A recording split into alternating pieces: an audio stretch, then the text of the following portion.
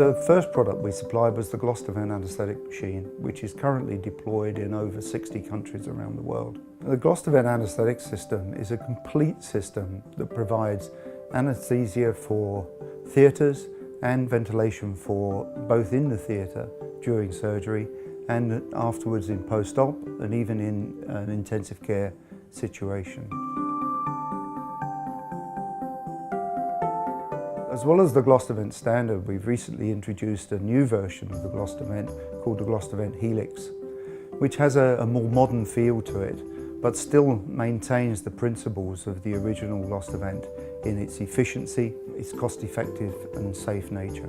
For those situations where they don't require ventilation, we do provide an anaesthetic machine without a ventilator called the Eco 2. It's been popular in those situations where they're only doing minor surgery and the patient can breathe spontaneously on their own, or you just need assisted ventilation from a manual effort.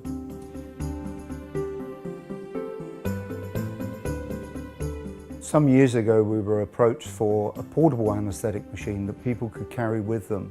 A number of anaesthetists were going out to carry out work in the field, and when they arrive they find that there's no workable equipment there. So we developed a range of portable anaesthetic equipment.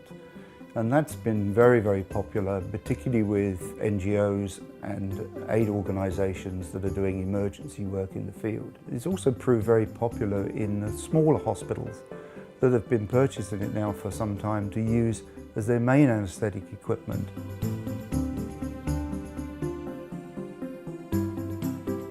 Following on from the popularity of the portable anaesthetic equipment, we were asked to provide a portable ventilator. It's a very, very efficient way of ventilating the patient, not just for an emergency situation, but also in a hospital as well. A single oxygen concentrator can run 3 to 4 of these ventilators in an ICU situation. A few years ago, I noticed in many of these locations a real problem with preterm babies.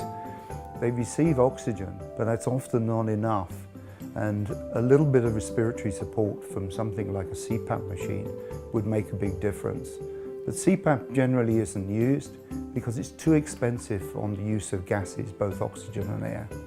So we developed a CPAP machine from an oxygen concentrator, which is much, much cheaper to run, it's easy for people to understand, and it's not reliant on compressed gases at all. The CPAP machine that we developed won an innovation award and is now currently operating in about 15 countries around the world. We have a number of products at the moment that are new to the market and have never been done before. We have a Sevoflurane analgesia device that is currently under test in a number of countries and being used very successfully. In many areas of the world, pain relief is something that just doesn't happen. Women in labour, trauma patients just don't have a method of pain relief, and the device has been put together to overcome that issue. In addition, we have an oxygen reservoir system that is unique and very innovative. Oxygen concentrators are a very good source of oxygen, but they require electricity to run. So when the power fails, then you could lose your oxygen supply. So the oxygen reservoir system is designed to take spare capacity from the oxygen concentrator and store it in our own vessels.